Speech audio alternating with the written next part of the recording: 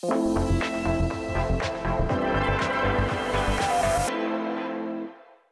à toutes et à tous et bienvenue dans l'École du Futur. Au programme de l'émission aujourd'hui, on va démarrer d'abord par notre Focus, véritable machine de l'ultra-endurance. Il enchaîne les records dans les courses les plus extrêmes du monde, de l'UTMB au désert en passant par les sommets enneigés. Ancien ingénieur, ex-candidat de Koh Lanta aussi, Mathieu Blanchard incarne l'idée qu'on peut se réinventer, se dépasser aussi et inspirer les autres pas à pas. On découvre son portrait dans un instant. Et puis c'est notre question du jour, à quel âge faut-il apprendre à gérer son argent? Pourquoi les réseaux sociaux regorgent-ils aussi de fausses promesses d'enrichissement rapide? Et comment surtout protéger nos enfants des pièges financiers qui se cachent derrière les likes et les vidéos TikTok? On en parle justement avec notre invité. On va parler d'argent, de pouvoir, d'influence et surtout d'éducation avec vous, Julie Denidek. Bonjour. Bonjour Philippine. Merci beaucoup d'être parmi nous aujourd'hui. Vous êtes la fondatrice de Moneykeys. Vous êtes une experte quelque part aussi de ces sujets d'éducation financière et des réseaux sociaux. On va en parler dans un instant avec vous. D'abord, place au focus. Véritable surhomme, Mathieu Blanchard ne cesse de dépasser les limites de sa discipline. Spécialiste de l'ultra-trail, il inspire les gens qui suivent par ses exploits au pas de course. Une chose est sûre, cet ancien participant de Koh Lanta n'a pas fini de faire parler de lui. C'est un rôle modèle qui nous est signé aujourd'hui, Dylan Kohler. Aujourd'hui, c'est sport. On s'intéresse à un athlète hors du commun, un homme qui court des centaines de kilomètres dans des conditions extrêmes, Mathieu Blanchard. Grand passionné de défis, le natif de Cavaillon grandit en Guadeloupe, loin des montagnes et des sentiers escarpés. Il suit d'abord une carrière d'ingénieur et à son arrivée au Canada en 2014, il découvre la course à pied qu'il commence simplement pour garder la forme. Mais très vite, il se prend au jeu, enchaîne les marathons et tombe amoureux de l'ultra-trail. Consacré à 100% à sa passion, il devient en l'espace de quelques années une figure incontournable de cette discipline. Il se fait notamment remarquer après avoir terminé 2 fois sur le podium de l'ultra-trail du Mont Blanc, dit UTMB, une des courses les plus prestigieuses au monde. J'ai un petit peu d'expérience sur tout un tas d'événements qui peuvent arriver sur un ultra-trail, sur une aventure comme ça. Mais mes principales appréhensions, c'est vraiment la réaction que va avoir mon corps face au dénivelé et puis à l'altitude. C'est pas facile, hein. J'ai déjà un peu mal à la tête. On dirait que le corps et l'esprit donnent toujours le goût de perdre confiance en toi. Faut prendre ça comme des micro-défis en permanence. En 2019, il participe à l'émission Koh Lanta Les 4 Terres, où il se distingue par ses performances physiques, bien que son aventure soit écourtée par un collier d'immunité. Cette expérience accroît sa notoriété et lui permet de partager sa passion pour le trail avec un public plus large. Mais c'est en octobre 2024 qu'il frappe fort, en remportant pour sa première participation la Diagonale des Fous à La Réunion. Une course de 175 km avec 10 000 mètres de dénivelé positif. Le moins que l'on puisse dire, c'est que Mathieu en a dans les jambes. Et comme il ne fait pas les choses à moitié, il remporte début février 2025 le Yukon Arctic Ultra, course de plus de 600 km dans des conditions polaires. Température allant jusqu'à moins 40 degrés, isolement total, rationnement extrême, une épreuve où l'endurance physique ne suffit pas et où la force mentale prime. Véritable couteau suisse, Mathieu Blanchard est aussi un créateur de contenu passionné. Sur sa chaîne YouTube, suivi par des milliers d'abonnés, il partage son quotidien de sportif de haut niveau, entre préparation, entraînement et stratégie de course. Un véritable voyage dans les coulisses d'aventures hors normes. Une source d'inspiration pour tous ceux qui souhaitent se dépasser au-delà de leurs limites. Prêt pour partir à l'aventure. Je vous dis à bientôt. Ciao!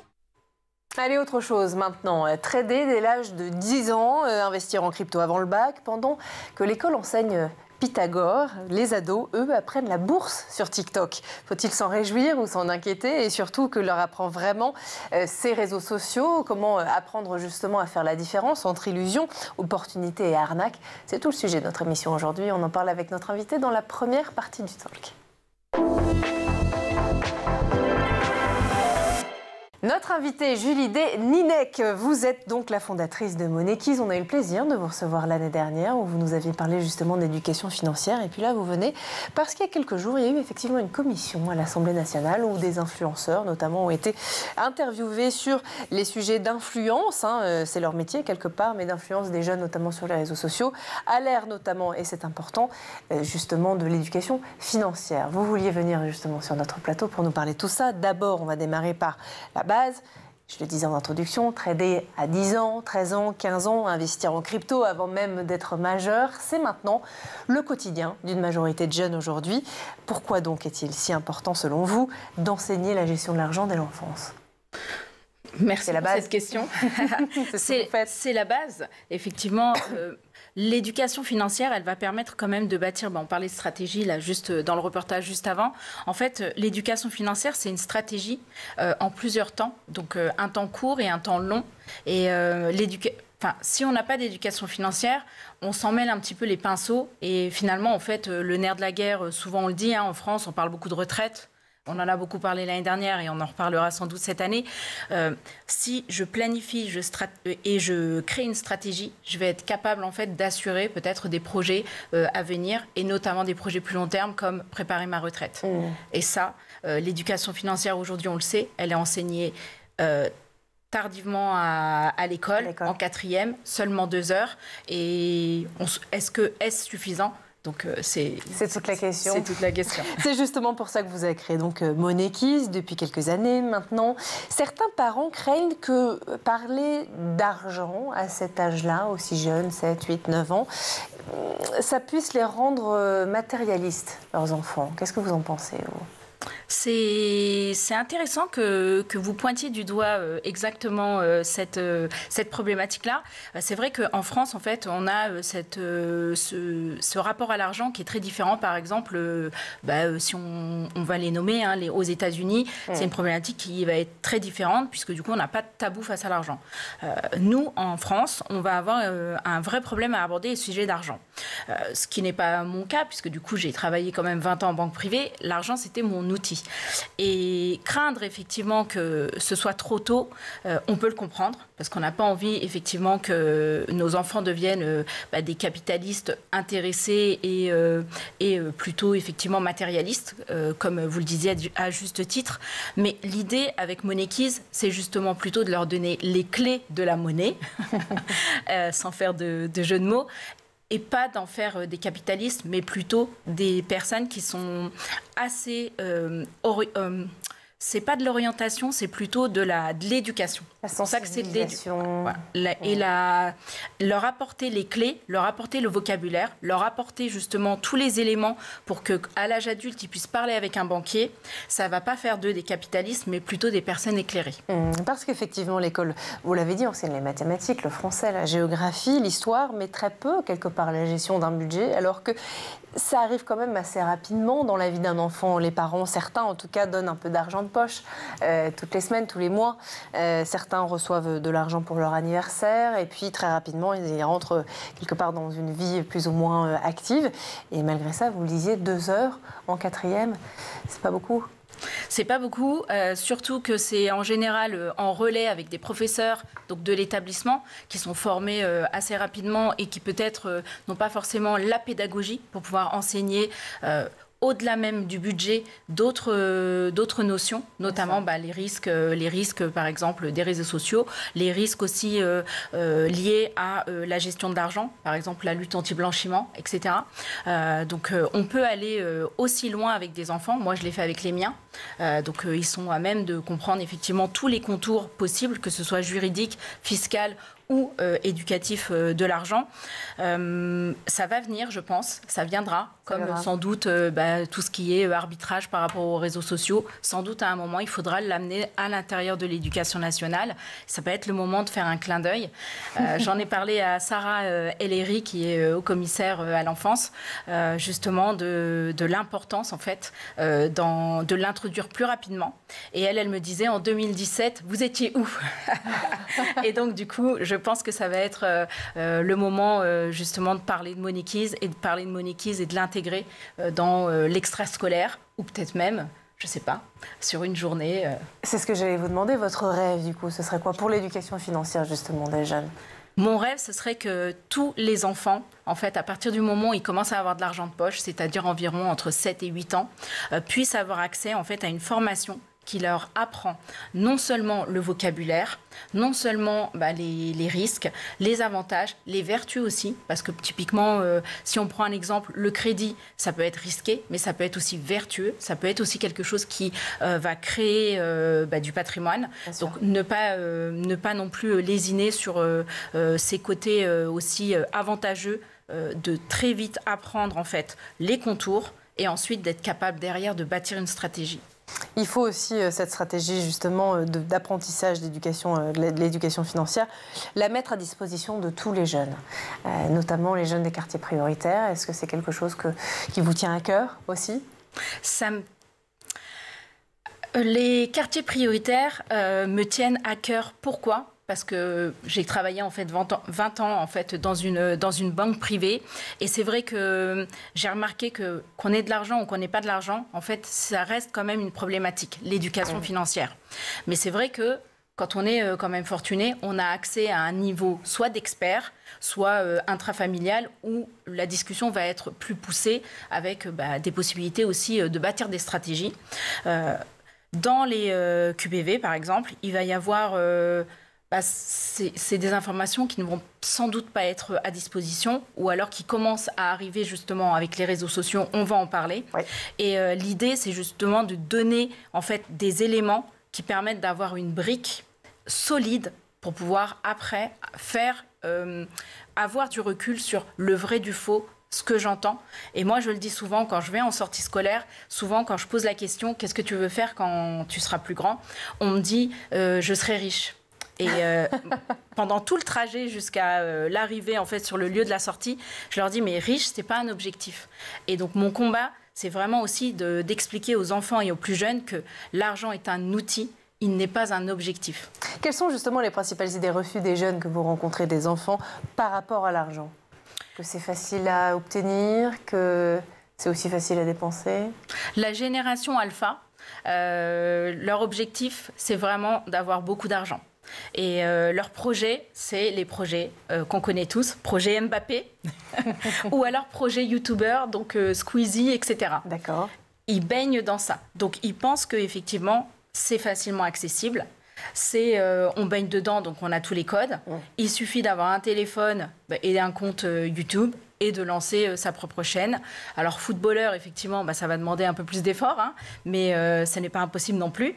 Mais c'est vrai que souvent, moi je leur dis dans le bus, vous savez que 50% des footballeurs sont ruinés à la fin de leur carrière. Ouais, c'est important de remettre justement les pendules à l'heure. Et puis il y a peut-être des différences aussi de perception de l'argent entre les jeunes filles et les jeunes garçons. Encore aujourd'hui, je sais que ça fait partie de vos engagements, de parler d'éducation financière et d'apprendre aux jeunes filles justement à gérer leur argent. Il y a une vraie différence entre garçons et filles.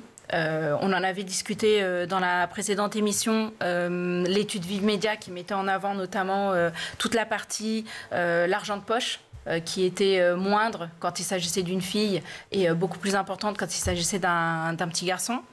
Donc ça, déjà, c'est la première différence. Et ce qu'il faut savoir aussi, c'est qu'il y a les biais cognitifs, notamment l'approche qu'on a envers souvent les petites filles, c'est plutôt on apprend à faire un budget, là où un enfant, un petit garçon, on va lui apprendre en fait à prendre plus de risques et être plus dans l'investissement. Et tout ça fait que, mis bout à bout, à l'âge adulte, en fait, on va avoir des jeunes femmes qui ne vont pas réussir à forcément négocier leur salaire, qui ne vont pas réussir à demander des augmentations. Et je vois aujourd'hui, par exemple, des jeunes entrepreneurs qui, aujourd'hui, ont le syndrome de l'imposteur et n'arrivent parfois pas à fixer un prix, par exemple, sur leurs prestations. C'est difficile. C'est un enjeu effectivement pour les jeunes, c'est un enjeu d'autant plus parce que les réseaux sociaux, vous me le disiez en introduction, sont en train de devenir la principale source d'éducation financière de ces jeunes qui baignent dans ces réseaux sociaux. Ça vous inquiète ? Clairement, c'est la source d'information philippine. Aujourd'hui, il fonctionne par mimétisme, c'est les copains, ce que font les copains. Et tout le monde en fait ce que fait les réseaux sociaux. Donc il va y avoir cette problématique-là d'inquiétude, oui, mais pas non plus d'inquiétude à s'en rendre malade. Il va juste falloir, et aujourd'hui il y a des travaux qui sont en cours, heureusement, pour limiter l'accès, mais il ne faut pas que ça devienne anxiogène, il faut juste qu'on soit alerté, qu'il se passe des choses dans des réseaux sociaux que nous, parents, nous ne connaissons même pas. Parce qu'on parle souvent du triptyque TikTok, Instagram ou alors Snapchat. Mais il faut savoir qu'il y a aujourd'hui, il y a Discord aussi, qui permet en fait de rassembler beaucoup de communautés, et Twitch avec du live permanent et donc de l'information permanente. Et peut-être aussi de la désinformation. On va continuer à en parler avec vous dans un instant, Julie D. D'abord, on fait un petit tour du côté de la planète tech.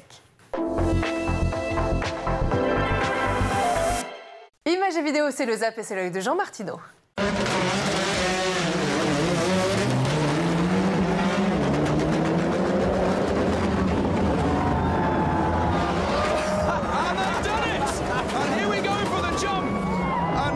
Tracy lands first and Tanner Faust jumps second.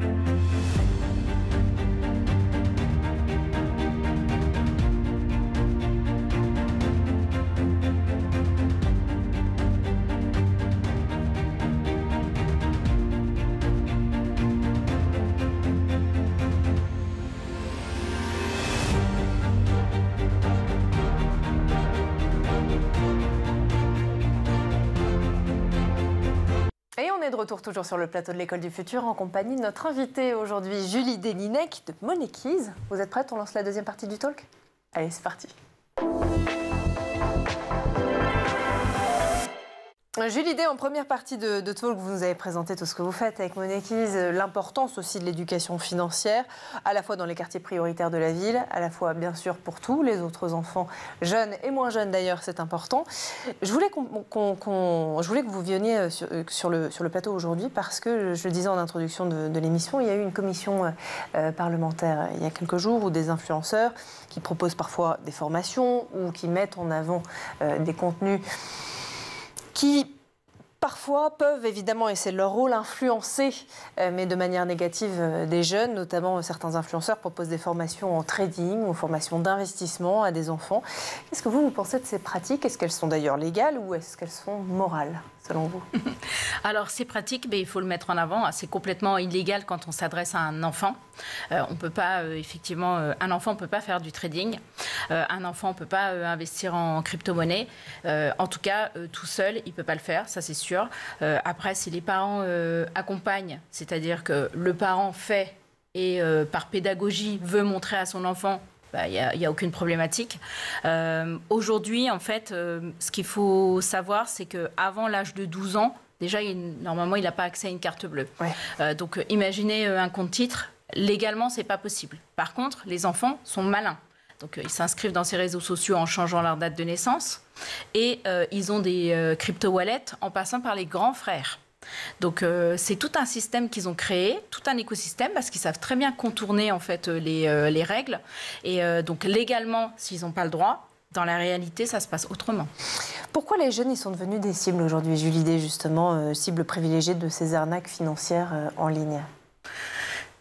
Selon moi, cible privilégiée parce que pas encore mature, pas assez de recul. Donc pour pouvoir prendre de la hauteur par rapport à ce qui est dit, donc entre la vérité, la réalité et ce qui est possible de faire. Donc on lui ouvre comme ça à l'enfant le champ des possibles. Vous imaginez où on vous dit vous allez être milliardaire, vous allez être millionnaire, c'est facile, c'est pratique, c'est rapide. Donc il n'y a pas de recul pour se dire tiens juridiquement est-ce que je ne suis pas en train de faire quelque chose qui est interdit par la loi et donc voilà, c'est des cibles naïves qui sont... et puis en plus, aujourd'hui, en fait, un influenceur, est-ce que vraiment il y a une charte éthique de l'influence? Vous militez pour ça, justement, une charte éthique de l'influence, pour rendre l'influence, ou en tout cas les réseaux sociaux, plus sûrs pour les enfants? Clairement. Moi, je suis 100% sur... je ne sais pas, il faudrait leur proposer, effectivement, je signe une charte qui dit que dans mon contenu, en fait, je ne misleaderai pas un enfant. Je ne... et puis, on peut mettre aussi des disclaimers, hein. C'est-à-dire qu'on peut le dire verbalement en disant, moi, dans l'information, souvent, quand je donne, par exemple, des informations qui sont autour de produits financiers qui ne sont pas accessibles, en fait, à des mineurs, je leur dis, attention, ce n'est pas pour vous, ça existe, c'est fait pour faire ça, par contre, ce n'est pas pour un enfant. Et c'est important, en fait, de mettre les garde-fous. Et c'est dans leur responsabilité. Parce qu'effectivement, entre contenus sponsorisés, conseils financiers douteux, qui sont proposés parfois par ces influenceurs, un enfant, il a du mal aujourd'hui à différencier ce qui est vrai du faux. Il y a un travail de désinformation sur ces réseaux et donc derrière un travail d'éducation financière. Et c'est là où vous prenez votre place. Clairement, si on prend les chiffres, 87% en fait, des 11-13 ans ont déjà accès en fait, aux réseaux sociaux. Et je crois que c'est 54% des 8-11 ans qui ont un compte TikTok. Alors que la loi, elle dit, la loi, elle donne pas du tout cet âge-là pour pouvoir y accéder. Donc, ce qu'apporte justement Moneykeys, c'est aussi ces garde-fous. Notamment, par exemple, sur la crypto-monnaie. Un enfant n'est pas capable de comprendre que la crypto-monnaie, c'est sur un marché aujourd'hui dérégulé et que, par exemple, la lutte anti-blanchiment, qui est faite aujourd'hui de manière obligatoire sur des établissements bancaires classiques, à travers la crypto-monnaie, c'est un peu plus biaisé. On n'a pas ni l'origine ni la provenance des fonds. Même si on sait que ça vient de ce crypto-wallet, en fait, remonter jusqu'à l'origine, c'est possible via, effectivement, la traçabilité, mais... Est-ce qu'un enfant est capable de comprendre de quoi et de quelle origine est issue les crypto-monnaies qu'on est en train de lui donner? Avec le danger que ça peut amener, évidemment, d'autant plus que les réseaux sociaux véhiculent une vision très success story de l'argent. Vous avez commencé à nous en parler dans la première partie du talk. On voit des entrepreneurs, soi-disant, en tout cas entrepreneurs qui habitent Dubaï ou d'autres villes qui font rêver les jeunes et qui disent qu'en quelques semaines, en quelques jours, parfois même, ils ont monté un business et qu'ils sont devenus millionnaires. Ça aussi, ça déforme forcément le récit de la gestion budgétaire. Mais clairement, en fait, les réseaux sociaux, leur fonds de commerce, c'est quoi?